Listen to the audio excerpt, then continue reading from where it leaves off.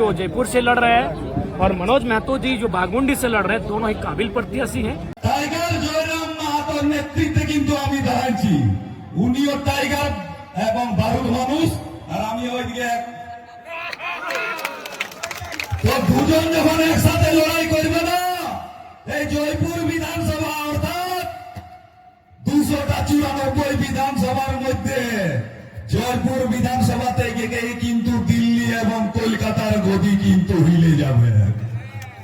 তাই আপনাদের কাছে অনুরোধ যে আপনারা কিন্তু কাঁচি চাপে ভোটটা দিবেন, কারণ টাকা মদে পয়সায় যত অজুহাতে আপনারা কিন্তু এইবার সততার প্রতীক বিপ্লবী নেতা টাইগার জয়রাম মাহাতোর প্রতিনিধি হিসাবে আমি দাঁড়াচ্ছি, কিন্তু ভোটটা আপনারা দিবেন। আপনারা জানেন যে ওনার সেরালি থেকে 75% গরিব অসহায় মানুষদেরকে উনি দান করে দেন, ছোট্ট ছোট্ট বাচ্চাদের পড়াশোনার জন্য খরচ করে দেন। আমাকে যখন উনি টিকিট দিলেন, আমাকে রাত 12টায় ডাকা হয়েছে, তখন আমি জিজ্ঞাসা করছি, বলি টাইগার সাহেবের আমাদের নেতাজি ঘরটা কোন দিকে হবে? তখন বলছে ওনার ঘরে তো ভিতর দিকে আছে, কুড়া ঘর বটে, উনি ওখানে থাকেন না। দেখুন এখনো বিধায়ক কুড়া ঘর ঘর করেন নাই, ইয়ার থেকে আর প্রমাণ কি আর ভাড়া ঘরে থাকেন, আমি নিজের চোখে দেখেছি। এর জন্য তো আপনারা জোরে তালি দেন একটা। দ্বিতীয় কথা, আমাকে যখন জিজ্ঞাসা করলো আপনারা এখন তো কাঁচি চাপ গোটা বিধানসভায় কাঁচি চাপ জিতছে, কিন্তু এবারে বেশিরভাগ ভোট হবে সাইলেন্ট, চুপচাপ। कांग्रेस देखो वोट दिवे कांची, बीजेपी देखो कांची। आगे बढ़ने से पहले एक जरूरी संदेश, यदि हमारे YouTube चैनल में आप नए हैं तो हमारे चैनल को आप जरूर सब्सक्राइब करें। हम आपके लिए देश से और विदेश से जो लेटेस्ट न्यूज है उसको लाने की कोशिश करते हैं। साथ ही हमारे व्हाट्सएप चैनल में जरूर जुड़े, ताकि हम जो आपके लिए वीडियो बनाते हैं वो वीडियो जल्दी से जल्दी आपके पास चल जाएं और आप उस वीडियो को देख सकें। हमारे व्हाट्सएप चैनल में आप जरूर जुड़े। व्हाट्सएप चैनल का जो लिंक है हमने डिस्क्रिप्शन में दे रखा है, और साथ ही यदि अभी तक हमारे यूट्यूब चैनल में आप नहीं जुड़े हैं तो हमारे यूट्यूब चैनल में आप जरूर जुड़े और इस चैनल को जरूर सब्सक्राइब करें।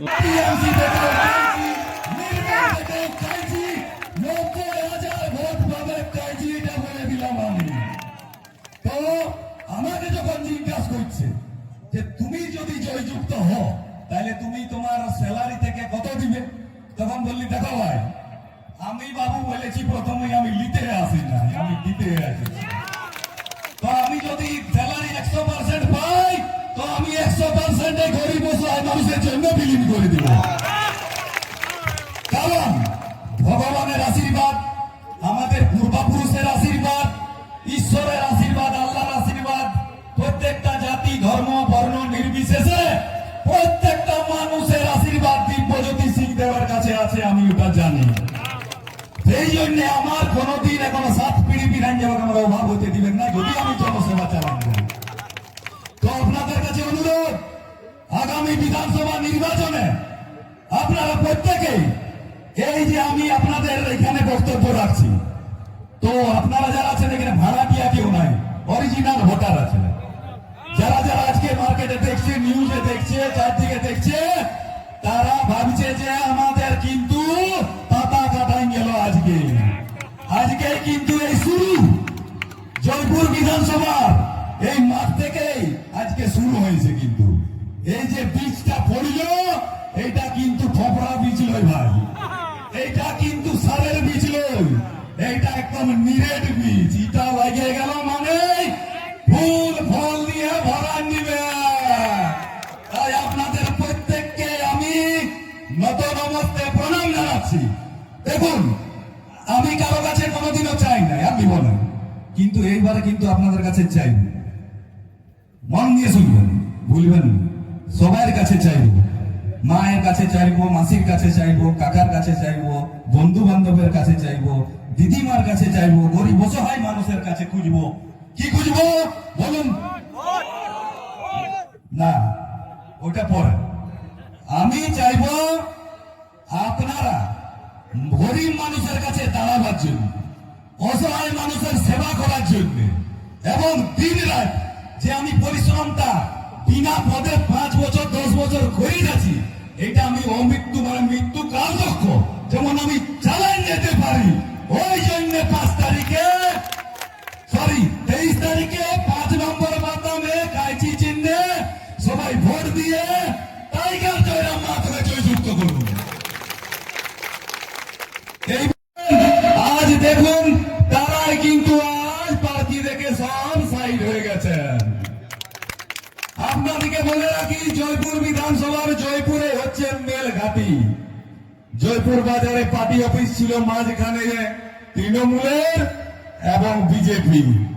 দেখবেন জাম জয়পুর বিধানসভার যে মেল ঘাটি টিএমসির অফিস আর সিএমসির অফিস বাজারে নেই।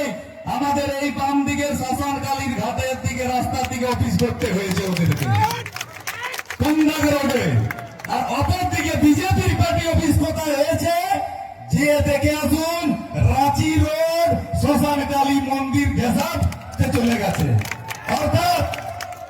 অর্থাৎ ঈশ্বর ভগবান যে তৃণমূল কংগ্রেস হিন্দু বিরোধী সেটার প্রমাণ হয়েছে, এবং রামেরও কিন্তু রাগ হয়েছে, সেই পাপ আর সহ্য করতে চান না রামচন্দ্র, রাজা রামচন্দ্র। তিনি ডাকলেন, আয় বাবা আয়, তোরা শ্মশানে যাই, এবারে তোদের শেষ যাত্রা হয়ে যায়। আপনারা জানেন যে আমার কর্মকাণ্ড সম্বন্ধে, আর যারা আমাকে এখনো পর্যন্ত দেখেননি তারা আজ দেখতে পেয়েছেন। এই যে জনসমাগম দেখছেন, 1000-3000 লোক, এটা হচ্ছে অরিজিনাল ভোটার। এটা কোনো ভাড়াটিয়া করে বিজেপির মতন এবং টিএমসির মতন 40টা 50টা বাস বাইরে থেকে ভাড়া এনে জমায়েত করে ফটো তুলে ভোট ব্যাংক বাড়াতে চাইছে। ওরা কিন্তু ভিতর থেকে পুরো ফপসা হয়ে গেছে, এটা কিন্তু বলে দিচ্ছি। বিধানসভায় এখন একটাই আওয়াজ উঠছে, আকাশে বাতাসে, নদীর নালায়, ঘরে দুয়ারে, বাঁধের ঘাটে, আড্ডাতে, চায়ের আড্ডাতে, এবার জেল কেব কাইচি ছাপ। কাইচি ছাপ কেন নেওয়া হয়েছে? যেভাবে জোড়া ফুলের উপদ্রব বেড়েছে সেটা কাইচি দিয়েই কাটতে হবে। আর এদিকে পদ্ম ফুলের যা উপদ্রব বেড়েছে সে পদ্ম ফুলকেও কাইচি দিয়ে কাটতে হবে। আর হাত যদি বাড়াবাড়ি করে তাহলে কিন্তু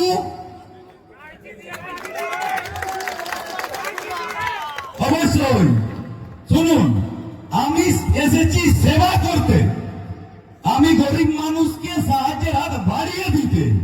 আর যারা প্রার্থী হয়েছে বিরোধীরা, তারা এসেছে নিতে, নিজের সংসার চালাতে, গাড়ি বাড়ি করতে, পকেটে ভরতে। আর আমি এসেছি মানুষের সেবা দিতে। ওদের সঙ্গে আমার তফাৎ এইটা। আমি ভগবান নই, প্রথমেই বলে দিচ্ছি। আমি একজন মান এবং হুশ, মানে আমি মানুষ। মানুষ হয়ে মানুষের যা কর্তব্য, মানুষের সেবা করা, তা আমি প্রত্যেক দিন, 1 মাস নয়, 1 দিন নয়, 1 বছর নয়, বছরের পর বছর, 10 বছর হয়ে গেল মানুষের সাথে।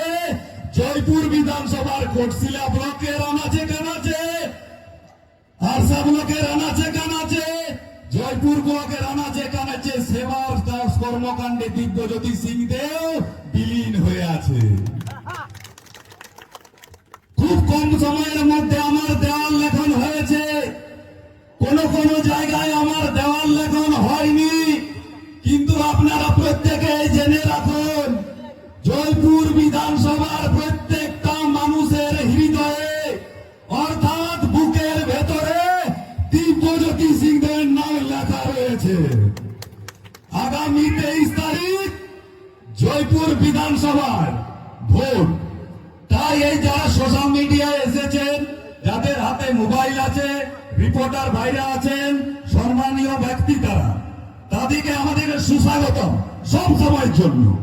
কারণ তারা আছে বলেই আপনারা আমাদের কাজকর্মটাকে সঠিকভাবে দেখতে পাচ্ছেন। প্রত্যেক যুব ভাইদের কাছে মোবাইল আছে, আপনারা আমার কাজকর্ম সম্বন্ধে জানেন। আপনাদেরকে একটাই কথা বলবো, যে দিব্যজ্যোতি সিংদের কোনোদিনও হাত পাতেনি, হাত পাতবেও না। এবং এটাও জানিয়ে রাখছি, দিব্যজ্যোতি জ্যোতি সিং দেওকে 500 কোটি টাকা দিয়ে কিনলেও কিন্তু কেউ আর কিনতে পারবে না। আপনাদেরকে জানাই যে কয়েকদিন আগে সিটিতে একটা গরিব অসহায় পরিবারের গ্যাসের রান্না করা সিলিন্ডার বাস্ট হয়েছে। তখন চাল উপরে উড়ে গেছে, 3 জন ইনজয়েড হয়েছে, হাড় বার হয়ে গেছে, এখানে জ্বলে গেছে পুরো। সব নেতারা গেছে, সব দলের, যে নিয়ে গেলি মানে দাঁড়িয়ে দাঁড়িয়ে ফটোটা তুলেছে আর চলে এসছে। আমি গেলাম, আমার সাধ্য মতো তাকে সাহায্যের হাত বার করি, আমি সঙ্গে সঙ্গে চলে এলাম। ওদের সঙ্গে আমার এই তফাৎ। তারপরে যে 3 জন ইনজয়েড হয়েছিল তারা জয়পুর হসপিটালে ভর্তি ছিল। শুনে রাখুন মন দিয়ে, এটা আপনারা জানেন না। 3 জন হসপিটালে ভর্তি ছিল জয়পুরে, তাদেরকে রেফার করেছিল পুরুলিয়া। গরিব ছিল খুবই 3 জন, একজন মহিলা, একজন প্রাপ্তবয়স্ক পুরুষ, একটা যুবক। তারা বলছিল যে পুলিশ প্রশাসনকে যে আমাদের পয়সা পাতি নেই, তো আমাদের যে রেফার করে দিয়েছে পুরুলিয়া, তো কেউ তো সাহায্য করুক। নেতা মন্ত্রী যারা ছিল সবাইকে বলেছে, কেউ সাহায্যের হাত বাড়িয়ে দেয়নি। তখন তারা জয়পুর হসপিটাল থেকে অ্যাম্বুলেন্সে করে, অ্যাম্বুলেন্সের ভাড়াও ছিল না তাদের কাছে, সিধি আবার ফিরে যাচ্ছিল। ঠিক সেই সময় আমি ওদের বাড়ির থেকে রাস্তায় আমার মাঝপথে আমাকে হাত দিয়ে দাঁড়া করায় অ্যাম্বুলেন্স ড্রাইভার, আমার গাড়িটা চিনে 9000 নাম্বার। তারপর তারা কাঁদতে আরম্ভ করে। আমি বললাম কি হয়েছে? বলছে এরকম এরকম ব্যাপার, সবাইকে হাত পাতলাম, ফোন করলাম, কেউ আর সাড়া দেয়নি। বলতে হচ্ছে দেখছি, এই ফোন করছি, এই আমার কাছে তো এখন নাই, তোমরা যাও, পরে দেখাই দিব, ব্যবস্থা করে দিব। তা তো মানুষটাই মরে যাবে, পেশেন্টটা গরিব অসহায় মানুষটাই তো মরে যাবে। তাহলে তোমরা গরিব মানুষ, অসহায় মানুষ, তাদের কাছে কখন দাঁড়ালি রে ভাই? এইটা জবাব চাই। তো জবাবটা কবে হবে? 23 তারিখ। তো আমি তখন ওই